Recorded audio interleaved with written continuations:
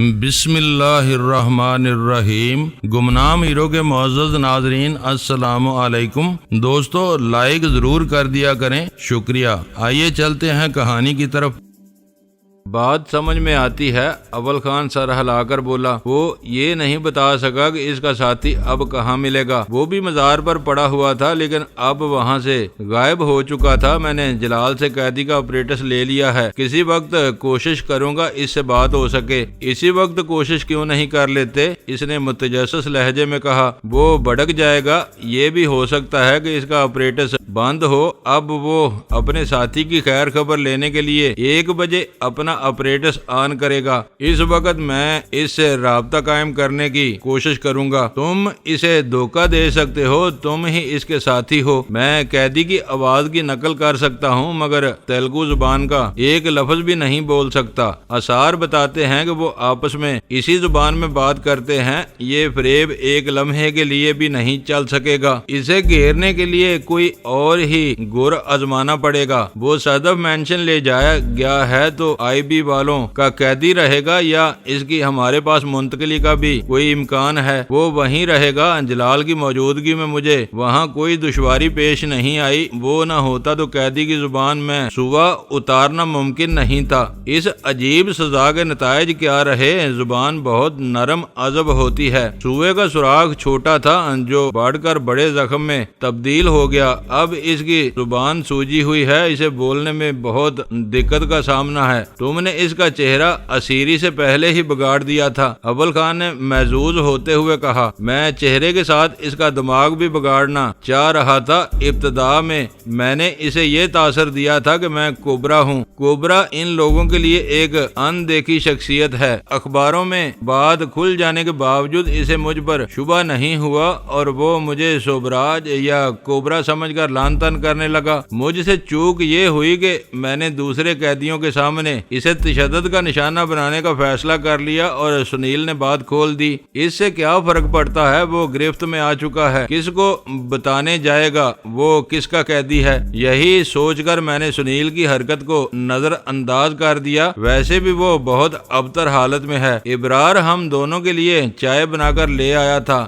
چائے نوشی کے درمیان میرے موبائل فون کی گھنٹی بجی تو میرا دھیان ان تینوں کی طرف گیا۔ ابرار کی دی ہوئی اطلاع کے مطابق انہیں گھر سے گئے ہوئے بہت دیر ہو چکی تھی۔ ان کی طرف سے میری طبیعت فکر مند تھی۔ فون کی گھنٹی بجنے کے پر مجھے خیال آیا کہ شاید ان تینوں میں سے کسی نے یہ جاننے کے لیے فون کیا ہوگا کہ اس وقت میں کہاں تھا۔ فون پر سوبراج تھا۔ سلسلہ ملتے ہی اس نے تفکر امیز انداز میں براہ راست اپنے مطلب کی بات چھیڑ دی۔ اس وقت میں نے ایک ضروری کام کے لیے تم کو فون کیا ہے۔ میرے سامنے تمہارے سوا کوئی متبادل آدمی نہیں ہے، تم میرا کام کر سکو گے؟ یہ کام کی نوعیت پر منحصر ہے۔ اسے سرسری انداز میں جواب دیتے ہوئے میں اپنے اندر ایک ہیجانی کیفیت محسوس کر رہا تھا۔ شہر میں میری گاڑی کا ایکسیڈنٹ ہو گیا ہے، وہ کہہ رہا تھا۔ میں وہاں رک کر کوئی خطرہ مول نہیں لے سکتا تھا، اس لیے گاڑی وہیں چھوڑ کر عجلت میں ٹیکسی سے لوٹ آیا۔ حادثے میں کوئی جانی نقصان نہیں ہوا۔ میں اس واقعے کی رپورٹ کے اندراج کے بغیر پولیس کی تحویل سے گاڑی نکالنا چاہتا ہوں۔ میرے لیے وہ ایک اہم پیش رفت تھی۔ اس گاڑی کے نمبر سے یہ سراغ لگایا جا سکتا تھا کہ ان دنوں سوبراج نے کہاں پناہ لی ہوئی تھی۔ میں نے سپاٹ لہجے میں پوچھا، گاڑی کا میک ماڈل اور رجسٹریشن نمبر کیا ہے؟ سوبراج نے کالی ہونڈا ایکارڈ کے وہ کوائف بلا تردد بتا دیے جو میں نے بہت تیزی سے ایک سادہ کاغذ پر لکھ لیے۔ سوبراج کے سلسلے میں وہ اہم سراغ بہت آسانی سے ہاتھ آ گیا تھا۔ ایسا معلوم ہو رہا تھا جیسے گیری کے بعد اس کا وقت بھی پورا ہونے والا تھا۔ تم رپوش ہو، شہر میں گاڑی میں کہاں گھومتے پھر رہے تھے؟ کوائف مل جانے کے بعد میں نے ذرا حیرت سے پوچھا۔ کئی دنوں سے میری داڑھ میں ناقابل برداشت تکلیف تھی، وہ بتانے لگا۔ ڈاکٹر پہلے ہی اسے نکلوانے کا مشورہ دے چکے تھے مگر میں ٹال رہا تھا۔ آج ہمت جواب دے گئی تو میں مجبور ہو کر اپنے ڈینٹل سرجن کے پاس چلا گیا۔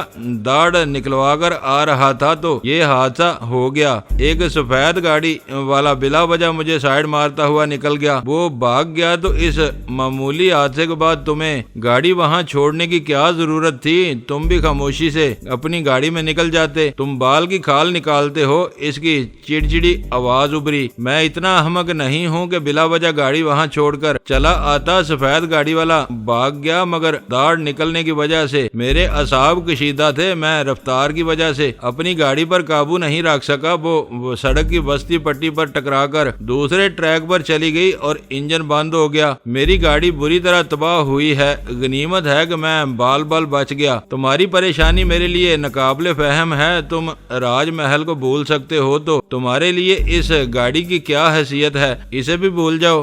گاڑی میری نہیں، میرے ایک دوست کی ہے، اسے بھی گاڑی کی پرواہ نہیں ہوگی، لیکن مسئلہ یہ ہے کہ کوئی سامنے نہ آیا تو پولیس رجسٹریشن نمبر کے سہارے میرے دوست تک پہنچ جائے گی، اسے تنگ کرے گی کہ حادثے کے بعد گاڑی کو مین روڈ پر لاوارث کیوں چھوڑ دیا گیا۔ یہ معاملہ بہت پیچیدہ ہو سکتا ہے، تم ان دشواریوں کو نہیں سمجھتے۔ یہ قصہ یہیں ختم ہونا ضروری ہے۔ تم نے کھل کر بتایا ہے تو اب بات میری سمجھ میں آئی ہے۔ ظاہر ہے کہ تمہارے دوست پولیس والوں کو حادثے اور کار کو لاوارث چھوڑنے کے بارے میں کوئی تسلی بخش جواب نہیں دے سکے گا۔ میں اسی وقت اپنے جاننے والوں سے رابطہ کرتا ہوں اور جو کچھ ممکن ہوا کر گزروں گا۔ یہ بتاؤ کہ تھانے سے گاڑی مل جائے تو اسے کہاں پہنچانا ہوگا؟ میں وہ گھر جانتا ہوں، اس کا پتہ مجھے یاد نہیں ہے۔ رجسٹریشن کے کاغذات ڈیش بورڈ میں ہیں، ان سے تمہیں پورا پتہ مل جائے گا۔ کوئی دشواری محسوس کرو تو وقت کی پرواہ کیے بغیر مجھے فون کر لینا، یہ کام بہت ضروری ہے۔ مجھے صرف اتنا معلوم ہے کہ وہ ڈیفنس کا علاقہ ہے۔ تم اپنے اسی دوست کے گھر ٹھہرے ہوئے ہو؟ میں نے جاننا چاہا۔ وہ مجھ سے زیادہ چالاک تھا، اس نے گول مول سا جواب دے کر مجھے ٹال دیا۔ تم گاڑی وہاں پہنچوا دو، میرے سر سے بوجھ اتر جائے گا۔ میرے وہاں ہونے یا نہ ہونے سے کوئی فرق نہیں پڑتا، میں دوسرے چکروں میں بھی الجھا ہوا ہوں۔ سنیل کے بعد تم اپنے گمبھیر مسائل میں گر کر بالکل تنہا رہ گئے ہو۔ مجھ پر بھی پوری طرح اعتماد نہیں کرتے، مجھ سے اپنے دل کی بات کر لیا کرو، تمہارا بوجھ بہت ہلکا ہو جائے گا۔ تم نے آج مزار پر حسن اور ذکی کو تلاش کرنے کی کوشش کی تھی۔ چند ثانیوں کے گہرے سکوت کے بعد اس کی تفکر امیز آواز ابھری۔ اس نے میرا سوال پھر ٹال دیا تھا۔ وقت ہی کہاں تھا، کل ان کو دیکھوں گا۔ میں نے اول خان کو آنکھ مار کر سوبراج کو فون پر جواب دیا۔ ذکی بہت بدتمیز اور حرام زادہ ہے۔ میرا جواب سنتے ہی وہ پھٹ پڑا۔ تھوڑی دیر پہلے اس نے مجھے فون کیا تھا، وہ مجھے اپنے مسائل کا ذمہ دار ٹھہرا رہا تھا۔ اسے کون سے مسائل درپیش ہیں؟ میں نے سادگی سے پوچھا۔ اسے سب سے زیادہ تکلیف اس بات کی ہے کہ اس کا مطالبہ پورا کرنے کے بجائے میں اسے ٹال رہا ہوں۔ آج اس نے یہ الزام تراشی کی ہے کہ میں ان دونوں کی مخبری کر رہا ہوں۔ جو بات مجھے معلوم ہوتی ہے وہ کسی اور تک بھی پہنچ جاتی ہے۔ نیو خان ہوٹل میں 2 آدمیوں نے اسے گھیرنے کی کوشش کی۔ آج مزار کے قریب ایک فوجی گاڑی موجود تھی۔ حسن اپریٹس پر اس بارے میں بات کرتے کرتے اچانک خاموش ہو گیا۔ اسے شبہ ہے کہ اس کا ساتھی کسی بڑی مشکل سے دوچار ہو چکا ہے۔ میں آج کے کسی واقعے سے بالکل بے خبر ہوں۔ میں کہتا ہوں کہ وقت نکال کر ان دونوں کا قصہ تمام کرو۔ اس کمینے کو یہ جرت کیسے ہوئی کہ مجھ پر الزام لگائے؟ یہ امکان اس کے ذہن میں کیوں آیا کہ مجھ سے فون پر کی جانے والی باتیں کہیں سنی جاتی ہیں؟ آدمی پر برا وقت آتا ہے کہ اس پر چونٹی بھی شیر ہونے لگتی ہے۔ مجھے یقین ہے کہ وہ دہلی میں میری شکایت کرے گا۔ تم اس سے پہلے دونوں کو جہنم واصل کرو تاکہ ان کی واپسی اور شکایتوں کا کوئی امکان ہی نہ رہے۔ آج کوئی واقعہ ہوا ہے تو وہ دونوں مزار سے غائب ہو گئے ہوں گے۔ انہیں تم پر شبہ ہو گیا ہے تو مجھے اپنے طور پر انہیں تلاش کرنا ہوگا۔ رفتہ رفتہ تم میرے بوجھ میں اضافہ کرتے جا رہے ہو۔ تمہیں زبان دے کر میں بند گیا ہوں۔ اس شہر کے لوگوں سے میرا دل اکتا گیا ہے۔ کل تک جو لوگ دن رات میرے دسترخوان پر منڈلاتے رہتے تھے آج میرا فون سننے سے بھی بچ رہے ہیں۔ ایسی طوطا چشمی میں نے کہیں سنی نہ دیکھی۔ ایک تم ہو جو مجھے سہارا دے رہے ہو، اس کے باوجود تم مجھ سے ملنے پر آمادہ نہیں ہو۔ میں نے لوہا گرم دیکھ کر چوٹ لگائی۔ ملنے کا وقت بھی آ جائے گا۔ ہو سکتا ہے کہ ہم پاکستان سے باہر بہت بہتر اور محفوظ ماحول میں آمنے سامنے بیٹھ کر ایک دوسرے کی صحت کا جام تجویز کریں۔ کیا تم دوبارہ باہر جانے کے لیے پر تول رہے رہے ہو؟ میں نے چونک کر پوچھا۔ مسائل اسی رفتار سے بڑھتے رہے اور لوگوں نے دغا بازی کا سلسلہ جاری رکھا تو مجبور ہو کر مجھے یہ قدم اٹھانا پڑے گا۔ تم نمک حراموں پر دھیان کیوں دیتے ہو؟ اپنی توجہ دوستوں پر مرکوز رکھو۔ میں اتنی دیر سے یہی تو رو رہا ہوں کہ شہر میں میرے دوستوں کا کال پڑ گیا ہے، اس کے باوجود ابھی تم کم از کم 2 ناموں کا حوالہ دے چکے ہو۔ تم غلط کہہ رہے ہو۔ اس نے سختی سے میری بات کی تردید کی۔ میں نے تم سے گفتگو کے دوران ابھی تک کسی دوست کا نام نہیں لیا، میں محاورے میں بات کر رہا تھا۔ میں نے جلدی سے توثیق کی، تم نے بے شک کوئی نام نہیں لیا لیکن 2 ہمدرد شخصیات کا ذکر کر چکے ہو۔ مجھے یہ بھی یاد نہیں آ رہا تم کس کی بات کر رہے ہو۔ شہر بلکہ ملک بھر میں سب کو علم ہے کہ تمہاری گرفتاری کے وارنٹ جاری ہو چکے ہیں، تم پر بہت گھناؤنے الزامات عائد کیے گئے ہیں اور قانونی چارہ جوئی سے پہلے تمہارا بدترین میڈیا ٹرائل ہو رہا ہے۔ میں نے جان بوجھ کر خاموشی اختیار کر لی۔ ہاں بولتے رہو، میں سن رہا ہوں، اس نے بے چینی سے لقمہ دیا۔ اور پڑھے لکھے لوگ یہ بھی جانتے ہیں کہ کسی ملزم کو پناہ دینا یا اس سے تعاون کرنا قابل سزا ہے۔ اس کے باوجود تمہارے ایک دوست نے اپنی گاڑی تمہارے تصرف میں دی ہوئی تھی، دوسرا تمہارا ڈینٹل سرجن ہے جس نے پولیس کو خبر دینے کی بجائے تمہاری خراب داڑھ نکال کر تمہیں واپس آنے دیا۔ اب مجھے اور نام بھی یاد آ رہے ہیں۔ مدن لال نے تمہیں پناہ دی، تمہارے کاموں کے لیے اپنے بیٹے کو استعمال کیا اور دونوں کسی ایجنسی کی بے رحمانہ گرفت میں آ گئے۔ اس وقت بھی تمہارے کسی خیر خواہ نے تم کو پناہ دی ہوئی ہے۔ شکوک و شکایات اپنی جگہ پر ہیں، مگر ابھی یہ شہر اتنا بے مہر نہیں ہوا جتنا تم سمجھ رہے ہو۔ میں نے وہ تقریر بلا سبب نہیں کی تھی۔ اس نے ملک سے چلے جانے کا ذکر کر کے مجھے فکر مند کر دیا تھا۔ ملک سے باہر جانے کے بعد وہ ایک مرتبہ پھر ہماری دسترس سے نکل جاتا۔ حادثے میں تباہ ہونے والی کار کے سلسلے میں میری مدد مانگ کر اس نے مجھے ایک راہ فراہم کی تھی۔ کار کے مالک پر کام شروع کر کے ہم بہت جلد سوبراج تک پہنچ سکتے تھے۔ میری دلی خواہش تھی کہ وہ بس مزید چند دنوں کے لیے کراچی میں ٹکا رہے تاکہ ہم اس کی گردن ناپ سکیں۔ اس کے بعد کچھ بھی اس کے اختیار میں نہ رہتا۔ تمہاری سوچ منطقی ہے، میں ذرا جذباتی ہو کر سوچتا ہوں۔ اس نے تحمل سے میری پوری بات سن کر جواب دیا، شاید تم ٹھیک کہہ رہے ہو، ابھی یہ شہر میرے دوستوں سے خالی نہیں۔ یہ بتاؤ کہ گاڑی کے بارے میں تم مجھے کتنی دیر میں آگاہ کر رہے ہو؟ میں کسی قسم کا کوئی وعدہ نہیں کر سکتا، بات بننی ہوئی تو 10 منٹ میں بن جائے گی۔ کام کا آدمی ہاتھ نہ آیا تو کچھ بھی نہیں ہو سکے گا۔ یہ بتاؤ کہ حادثہ پیش آئے ہوئے کتنی دیر ہو چکی ہے اور یہ کہاں ہوا تھا؟ ایسی دل توڑنے والی باتیں نہ کرو میرے لیے، یہ مسئلہ بہت اہم ہے۔ یہ واقعہ تقریباً 2 گھنٹے پہلے ایم ٹی خان روڈ پر مائی کلاچی کراسنگ والے ٹریفک سگنل سے کچھ پہلے پیش آیا تھا۔ اس وقت وہاں کوئی پولیس والا نہیں تھا۔ 2 گھنٹے پہلے کا واقعہ ہے اور تم مجھے اب بتا رہے ہو۔ میرا ذہن معاف ہو گیا تھا، کچھ سمجھ میں نہیں آ رہا تھا کہ کیا کروں۔ جو ہی ذہن میں تمہارا نام آیا میں نے تمہیں فون کر ڈالا۔ چلو میں دیکھتا ہوں کہ کیا ہو سکتا ہے۔ یہ کہہ کر میں نے فون بند کر دیا۔ اول خان کو میری باتوں سے بڑی حد تک صورتحال کا اندازہ ہو گیا تھا۔ وہ کاغذ پر لکھے ہوئے کالی ہونڈا ایکارڈ کے کوائف بھی پڑھ چکا تھا۔ فون بند ہوتے ہی اس نے اپنا داہنا ہاتھ میری طرف بڑھا دیا۔ گڈ لک، اندازہ ہو رہا ہے کہ اب کوئی راہ ملی ہے۔ زکی اس سے بدن ہو گیا ہے، میں نے ہنستے ہوئے کہا۔ اب صحیح معنوں میں اس کے ستارے گردش میں آئے ہیں۔ کیا وہ باہر جانے کی بات کر رہا تھا؟ اس پر تم فکر مند ہو گئے تھے۔ وہ بھاگ گیا تو ہم اس کا کیا بگاڑ لیں گے؟ اس کا ملک سے نکلنا اتنا آسان نہیں ہے۔ اس کا نام ایگزٹ کنٹرول لسٹ میں آ چکا ہے۔ اس نے کسی بھی ایئرپورٹ کا رخ کیا تو دھر لیا جائے گا۔ یہ نہ کہو سرحدیں سیل ہیں، فوج اور رینجرز مامور ہیں، پھر بھی راہ کے 2 ایجنٹ ملک میں گھسنے میں کامیاب ہو گئے۔ یہ سب کاغذی باتیں ہوتی ہیں، عملی طور پر کہیں نہ کہیں کوئی خلا رہ جاتا ہے۔ وہ چمن کے راستے زاہدان کی طرف نکل سکتا ہے، تورخم سے کابل جا سکتا ہے، ساری ایگزٹ لسٹ دری رہ جائے گی۔ ایران یا افغانستان سے وہ دنیا کے کسی بھی ملک میں جا سکتا ہے، اس کا سفر کر سکتا ہے۔ ایسے لوگ پاسپورٹ اور ویزے ہر وقت تیار رکھتے ہیں۔ غیر قانونی حرکتوں سے روکنا واقعی مشکل کام ہے۔ مجھے ایسے بیان پڑھ کر ہنسی آتی ہے کہ کسی کو لوٹ مار بدعنوانی کرنے یا امن و امان خراب کرنے کی اجازت نہیں دی جائے گی۔ سوال یہ پیدا ہوتا ہے کہ ایسا کرنے والے آپ سے اجازت کیوں لیں گے؟ قانون شکن عناصر ہر ملک میں اپنی من مانی کرتے ہیں، یہ اور بات ہے کہ بعد میں ان کا انجام کیا ہوتا ہے۔ اول خان اس کی گاڑی کو پیش آنے والے حادثے کی تفصیل سن کر خاصا محظوظ ہوا۔ اس کار سوار کو دعائیں دو جس نے سوبراج کو سائڈ مارا، اب ایک ٹھوس سراغ سامنے آ گیا ہے، تم کو اس کی مدد کرنی چاہیے۔ میں کیا کروں گا؟ یہ کام تم ہی کو کرنا ہوگا۔ اول خان نے اپنی جیبی ڈائری نکالی اور متعلقہ تھانے کا فون نمبر تلاش کر کے رابطہ کرنے کی کوشش میں مصروف ہو گیا۔ اس وقت تھانے میں صرف محرر موجود تھا، افسران اپنے اپنے عملے کے ساتھ گشت پر نکلے ہوئے تھے۔ اس نے فون پر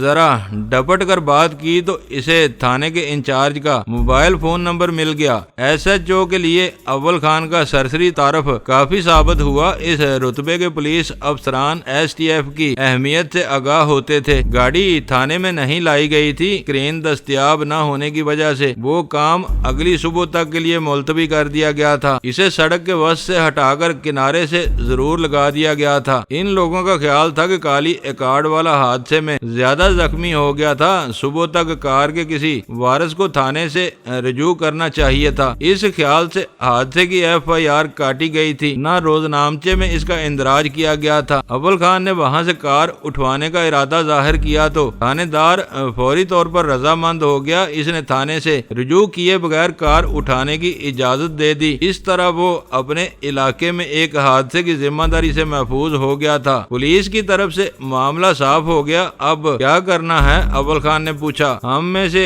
کسی کو وہاں جانا ہوگا تاکہ گاڑی کے کاغذات سے نام پتہ وغیرہ لیا جا سکے۔ میں نے اپنی ریسٹ واچ پر نگاہ ڈالتے ہوئے پرتشویش لہجے میں کہا، 11 بج چکے ہیں، مجھے پریشانی ہو رہی ہے کہ یہ لوگ کہاں رہ گئے، اب تک انہیں لوٹ آنا چاہیے تھا۔ ایسے وقت میں موبائل فون کی اہمیت کا اندازہ ہوتا ہے۔ ان لوگوں کے پاس کم از کم ایک انسٹرومنٹ ہونا چاہیے، وہ بہت کم باہر جاتے ہیں۔ آج عجیب اتفاق ہے، میری بات ادھوری رہ گئی کیونکہ ہمارے گیٹ پر گاڑی رکنے کی آواز کے ساتھ ہارن سنائی دیا تھا۔ لو شاید آ گئے، اول خان بے ساختہ بول پڑا۔ دروازہ کھولنے کے لیے ابرار موجود تھا۔ چند لمحوں میں وہ تینوں ہنستے مسکراتے اندر آ گئے۔ یہ وقت ہے آنے کا، میں نے وال کلاک پر نظر ڈال کر خفگی سے کہا۔ میں نے جان بوجھ کر ان میں سے کسی کو مخاطب نہیں کیا تھا۔ دیر سویر کی بات کر رہے ہو، یہ نہیں پوچھا کہ ہمارے ساتھ کیا ہوا ہے۔ ویرا نے میرے سوال کا جواب دینے کی ذمہ داری اپنے سر لے لی۔ کیا ہوا؟ اس بار میں نے اسی سے سوال کیا۔ زبردست حادثہ، اس نے خشک لہجے میں کہا۔ پیسنجر سیٹ کا پورا دروازہ پچک کر اندر گھس گیا ہے اور تم دیر سے آنے پر ملامت کر رہے ہو۔ وہ کوئی اچھی خبر نہیں تھی۔ میں اپنی جگہ بیٹھا رہا لیکن اول خان اضطراری انداز میں گاڑی کا معائنہ کرنے چل دیا۔ کوئی پریشانی لاحق ہو گئی تھی تو تم فون کر سکتی تھی، کسی کو کوئی چوٹ تو نہیں آئی؟ ضرور آئی ہوگی، ملاقات ہوگی تو پتا چلے گا۔ وہ آنکھیں پھرا کر بولی۔ کیا بک رہی ہو؟ کس کی بات کر رہی ہو؟ میں تم تینوں کے بارے میں پوچھ رہا ہوں۔ خدا نے خیر کی ہے، اول خان واپس آتے ہوئے بولا۔ پورا دروازہ تباہ ہو گیا ہے، وہ مرمت کے قابل نہیں رہا ہے۔ دوسری گاڑی کا حشر زیادہ خراب ہوا ہے، ویرا نے اول خان کو بتایا۔ ٹکر کے بعد وہ الٹتے الٹتے بچی تھی۔ وہ اندھا تھا یا نشے میں دھت ہو کر گاڑی چلا رہا تھا؟ اول خان کو غصہ آ گیا۔ تم کیا کہتے ہو اس کے بارے میں؟ ویرا نے سوال میری طرف منتقل کر دیا۔ میں دیکھ رہا تھا کہ اس دوران میں غزالہ اور سلطان شاہ کے لبوں پر ہلکا سا فخر امیز تبسم رقصاں تھا۔ مجھے شبہ ہو گیا کہ ویرا مجھے چکر دے رہی تھی۔ حادثے کے بارے میں ویرا پر غلط بیانی کا شبہ نہیں کیا جا سکتا تھا۔ اول خان اپنی آنکھوں سے گاڑی کا تباہ ہونے والا دروازہ دیکھ کر آیا تھا۔ میں الجھن میں پڑ گیا کہ ویرا کو کیا جواب دوں۔ اس وقت تک میرا ذہن ایک لمحے کے لیے بھی سوبراج کی طرف نہیں گیا تھا۔ مجھے ویرا کی کہانی میں کوئی شرارت کار پرمار نظر آ رہی تھی۔ میں نے غزالہ سے مخاطب ہو کر کہا، تم بتاؤ کہ اصل قصہ کیا تھا؟ خبردار، ویرا نے پلٹ کر تادیب کی۔ تم نے زبان کھولی تو مجھ سے برا کوئی نہیں ہوگا۔ ذرا ان دونوں کے ذہنوں پر کچھ بوجھ پڑنے دو۔ تم لوگ گاڑی کو خاصا نقصان پہنچا کر آئے ہو، یہ فخر کی بات نہیں ہے، اول خان نے ویرا کو سمجھایا۔ ہو سکتا ہے کہ تمہاری کوئی غلطی نہ ہو، تم پورا واقعہ کیوں نہیں بتا دیتی؟ نقصان کی ساری ذمہ داری سلطان شاہ کی ہے، گاڑی یہی چلا رہا تھا، ویرا نے برجستہ جواب دیا۔ مجھے خدا کو منہ دکھانا ہے، میں کسی اور کو جھوٹا جھوٹا الزام نہیں دوں گی۔ تم کسے سمجھا رہے ہو؟ میں نے اول خان سے کہا ان چکروں میں نہ پڑو اور یہ بتاؤ کہ اس کی گاڑی کے لیے کرین کے بندوبست میں کتنی دیر لگے گی؟ میری زبان سے گاڑی اور کرین کا ذکر سن کر ویرا چونکی اور مانی خیز نظروں سے باری باری غزالہ اور سلطان شاہ کی طرف دیکھنے کے بعد بولی، تم کس کی گاڑی کے لیے کرین کا بندوبست کر رہے ہو؟ میرے جی میں آئی کہ میں بھی اسے کچھ نہ بتاؤں، لیکن وہ واقعہ اتنا اہم تھا کہ اسے زیادہ دیر تک ان تینوں سے نہیں چھپایا جا سکتا تھا۔ میں کچھ دیر بعد کامیابی کی اطلاع دینے کے لیے سوبراج کو فون کرتا تو انہیں آج خود ہر بات معلوم ہو جاتی۔ آج تمہارے اور سوبراج کے ستارے خاصی حد تک مل رہے ہیں، وہ بھی بہت بری طرح اپنی گاڑی لڑا بیٹھا ہے، میں نے سکون سے بتایا۔ تمہیں کیسے پتا چلا؟ میرے جواب پر ویرا ہکا بکا رہ گئی تھی۔ تھوڑی دیر پہلے اس نے گاڑی کی بازیابی کے لیے مجھے فون کیا تھا، سلطان شاہ نے اسی کی گاڑی کو سائیڈ مارا تھا۔ وہ پرزور لہجے میں بولی، میں نے اسے بیچ لگژری ہوٹل کے سامنے والی کمرشل عمارت سے نکلتے ہوئے دیکھا تھا، ہم نے اس کا پیچھا کیا اور سائیڈ مار کر آگے نکل گئے۔ ہم نے تمہارے لیے کار کا نمبر لے لیا تھا، اسے احتیاط سے اپنے پاس رکھ لو، چاہو تو موم جمع کرا لو۔ سوبراج نے ہر بات بتا دی ہے، شاید وہ تمہیں نہیں دیکھ سکا، وہ اس واقعے کو ایک حادثہ ہی سمجھ رہا ہے۔ اول خان نے اٹھ کر سلطان شاہ کو گرم جوشی سے اپنے سینے سے لگا لیا اور اس کی پیٹھ تھپکتے ہوئے بولا، آج تم نے کمال کر دیا، تمہارے کارنامے کی وجہ سے آج سوبراج ہمارے قدموں میں آ گرا ہے۔ قسمت نے ساتھ دیا تو وہ بہت جلد زنداں کی سلاخوں کے پیچھے نظر آئے گا۔ میں صرف ایک بات سمجھ سکا ہوں کہ سوبراج نے اپنی چھوڑی ہوئی گاڑی کی واپسی کے لیے ڈینی سے رابطہ کیا ہے۔ سلطان شاہ نے کہا، یہ اتنی بڑی بات نہیں ہے، مجھے یہ بتاؤ کہ اس کی طے میں کیا راز پوشیدہ ہے؟ ویرا نے آتے ہی تجسس اور اضطراب کی جو فضا پیدا کر دی تھی، اس کے رد عمل میں میری طرف سے سرد مہری کا مظاہرہ فطری تھا۔ وہ جمود ٹوٹتے ہی ہم پانچوں کے درمیان پورے زور و شور سے تبادلہ خیال کا سلسلہ جاری ہو گیا۔ ان تینوں کے پاس اپنی کامیابی کی ایک قابل فخر کہانی موجود تھی، میں بھی اپنی مہم سے ناکام نہیں لوٹا تھا۔ وہ الگ الگ واقعات معلوم ہوتے تھے لیکن در حقیقت ایک ہی لڑی سے وابستہ تھے اور ہماری مشترکہ کوششوں سے اس الجھی ہوئی گتھی کا سرا ملنے کی امید پیدا ہو چلی تھی۔ یہ اچھا ہوا کہ گہری جہنم واصل ہو گیا۔ اس کا انجام سن کر ویرا بے ساختہ بولی، از کم جہاں پاک وہ پینٹاگون سے اپنی وابستگی کی بنا پر خود کو دوسروں سے برتر سمجھتا تھا، آج اس کا زوم خاک میں مل گیا۔ دیکھنا یہ ہے کہ اس کی جگہ کون لیتا ہے، غزالہ پر خیال انداز میں بولی۔ ہو سکتا ہے کہ کچھ دنوں تک کوئی نیا آدمی نہ آئے، اس نے عمان جانے سے پہلے بتایا تھا کہ ٹام عارضی طور پر اس کی جگہ لے گا۔ کچھ عرصے تک یہ سلسلہ یوں ہی چلتا ہوا نظر آ رہا ہے۔ ٹام دوسروں کے مقابلے میں تند خو اور سخت غیر معلوم ہوتا ہے، میں نے کہا۔ ہو سکتا ہے کہ تمہارا اندازہ درست ہو لیکن اس طرح گاڑی نہیں چل سکے گی۔ نک اور گیری یہاں FBI کے نمائندے تھے، ٹام CIA کی نمائندگی کرتا ہے، دونوں اداروں کے ملازم ایک دوسرے کے دوست ہیں لیکن پالیسیوں میں اختلاف ہے۔ CIA والے اپنے ڈائریکٹر کی وجہ سے ہر وفاقی ادارے کو نیچا دکھانے کی فکر میں لگے رہتے ہیں۔ ویرا نے اس بارے میں اپنی جامع معلومات کا اظہار کیا۔ یہ ان کے اپنے بکھیڑے ہیں، وہ ٹام کو یہاں رکھیں یا دہلی سے ایڈی ہاک کو لے آئیں، بار بار آدمی بدلنے سے ان کی حرکتوں کا تسلسل ٹوٹے گا۔ یہ ہمارے لیے سود مند ہے۔ تم سب کی کارگزاریاں سن کر مجھے رشک آ رہا ہے۔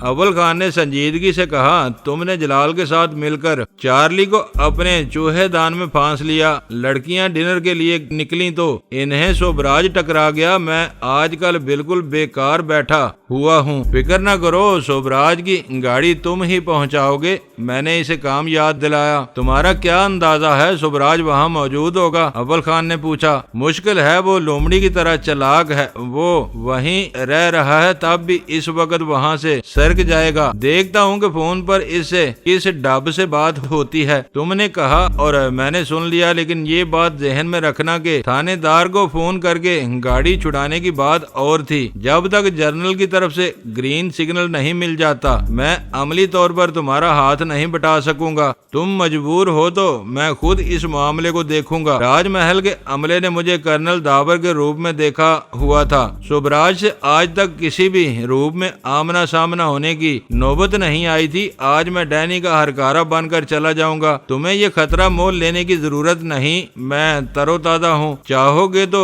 گاڑی پہنچانے کے لیے میں چلا جاؤں گا۔ اسے فون کر لو، اول خان نے مشورہ دیا۔ وہ تمہارے انتظار میں بیٹھا سوکھ رہا ہوگا۔ سوکھنے دو، تھانے سے ایسی گاڑی چھڑانا آسان کام نہیں ہے، بھاگ دوڑ اور رابطوں میں وقت لگتا ہے، میں نے معنی خیز مسکراہٹ کے ساتھ کہا۔ یہ یاد رکھنا کہ 1 بجے زکی یا الفا سے رابطے کی کوشش بھی کرنی ہے، ایسا نہ ہو کہ سوبراج کی گاڑی کے چکر میں وہ موقع ضائع ہو جائے، اول خان نے بتایا۔ یہ بات میرے ذہن سے نکل گئی تھی، میں نے ممنونیت سے کہا۔ اب 1 بجے کا دھیان رکھوں گا۔ گاڑی کے لیے سوبراج اپنی رات کالی کر سکتا ہے۔ مجھے شبہ ہو رہا تھا کہ کالی ایکارڈ اسی ڈینٹل سرجن کی تھی جو بیچ لگژری ہوٹل کے سامنے والی کمرشل بلڈنگ میں بیٹھا تھا۔ شاید سوبراج کو اسی نے اپنے گھر میں پناہ دی ہوئی تھی۔ اس کے گھر پر داڑھ نکالنے کے اوزار نہیں رہے ہوں گے۔ جڑ ٹوٹ جانے کی صورت میں فوری طور پر ہلکی پھلکی سرجری کی نوبت بھی آ سکتی تھی۔ ڈاکٹر نے اسے اپنی گاڑی میں کلینک آنے کا مشورہ دے ڈالا جو اس وقت اس کے گلے پڑا ہوا تھا۔ میں کچھ دیر تک خاموش بیٹھا، ذہنی ورزش کرتا رہا۔ وہ سب باہر سے شکم سیر اور تازہ دم ہو کر آئے تھے، اس لیے بے تکان اس دن کے واقعات پر بحث و تمیز کیے جا رہے تھے۔ آخر کار میں نے سوبراج کو فون کرنے کا فیصلہ کر لیا۔ اس نے مجھ سے کھل کر اعتراف کر لیا تھا کہ اس کے لیے گاڑی کی واپسی کا مسئلہ سہانے روح بنا ہوا تھا۔ تمہارا کام ہو گیا ہے۔ اس سلسلے میں 10,000 روپے خرچ ہوئے ہیں جو میں نے تمہاری اجازت کے بغیر ادا کر دیے ہیں۔ اس کی آواز سنتے ہی میں نے وہ تفصیل بتا کر اس کے سر کا بوجھ ہلکا کرنے کی کوشش کی۔ تم نے بہت اچھا کیا، تم عقل مند آدمی ہو۔ اس وقت گاڑی کی واپسی 10-20 ہزار روپے سے زیادہ اہم ہے۔ گاڑی لانے والے کو یہ رقم دے دی جائے گی۔ اس کی آواز سے ظاہر ہو رہا تھا کہ وہ خبر اس کے لیے سکون کا باعث بنی تھی۔ دوستو ویڈیو کو لائک ضرور کر دیا کریں۔ ISI پاک آرمی زندہ باد، پاکستان پائندہ باد۔ معزز ناظرین، اپنا خیال رکھیے گا اور اپنے اس چینل کا بھی شکریہ۔